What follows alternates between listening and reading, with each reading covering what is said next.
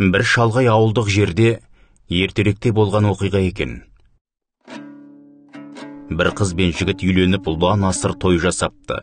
30 күн ойын, 40 күн тойын өткізіп, абыр-сабыр адам аяғы басылыңқыраған кешкі апақ-сапақ мезгіл болса керек. Жас келін отауынан шығып дәретке шықпақ болыпты. Бұл жердің қыр-сырын білмейсің деп қасына күйеу де ере шығады. Жеке отаудан сәл әрірек бір түп шеңгелдің түбіне қарай жас келін шапанды желең бүркеніп алып кете барады. Ақ көйлегінің етегі жер сызып бұрандап бара жатқан келіншегіне сыртынан сүйсіне қарап күйеу шеттеп қала береді. Сол мезетте кеште қоюланып ай туады. Шеңгел жақтан үп еткен сыбыс жоқ. Күйеу дыбыс береді, тым-тырыс. Сәл тыңдап, ал мен бара жатырмын дейді. Үн жоқ. Жігіт ақырындап бір түп шеңгелге жақындайды. Келсе, жан жоқ.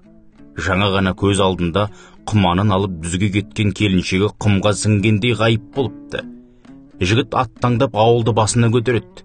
Бүкіл ауыл боп ат тұяғы жетер жерге дейін келіншекті іздейді. Келіншектің ауылына хабаршы шабады. Бүкіл ел жұрт аяғынан тік тұрып іздеу салады. Ұшты күйлі бір дерексіз кетеді. Көрдім білдім деген жан болмайды. Сөйтіп күйеуінің дәл көзінің алдында келіншегі ізім ғайым ғайып болыпты. Арада жылдар өте береді. Келіншектен бір хабар жоқ. Жұрттар сан-саққа жорып, бұл оқиғаның ізі суып күдерлерін үзе береді. Неше жас, неше күз өтеді. Өмір алға жылжи береді. Бір күн кеш қоюлан түн түнегі түсе бастағанда, сол ауылға алыстан баяу жылжыған бір бейне жақындай түседі. Алғашқыда оны ешкім байқамайды.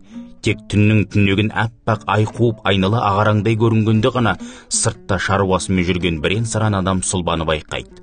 Жақын маңда жаяу адам келетіндей ауылда жоқ. Жұрт жиналып, бұғымекен жападан даладан келе жатқан деп жалғыз адамды күтеді. Жолаушы жақындағанда жұрт гу ете қалады. Жапырлап жол ашып ләм-мим деуге халдері келмей аңырап қалады. Басына шапанын бүркеніп, ақ көйлегінің етегі жер сызып, қолында құманы бар бұл келген жоғалып кеткен келіншек еді. Тап бір жаңа ғана түзге шығып келгендей, асықпай өз отауына енеді. Оң босағаға тізебіге беріп, өф деп терең демін шығарады да бір жағына қарай қисайып құлай береді.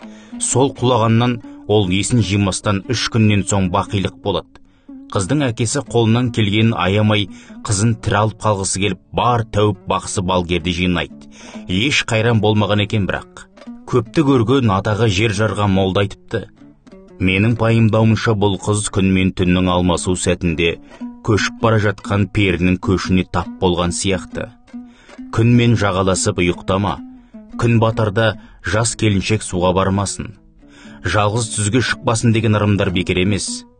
Күн мен түн алмасарда перілер әсіресе белсенді болады екен. Бұл сондай перге соқтығысып қалған сияқты. Көшкен перілер өздерімен ілестіріп кеткен. Енді бұл дүниелік адам емес депті. Әрқашан білген дұғамызды оқып отырсақ та, тұрсақ та, пісімілі деп жүрейік. Қалайда бір тылсымның бар екені ақиқат екен.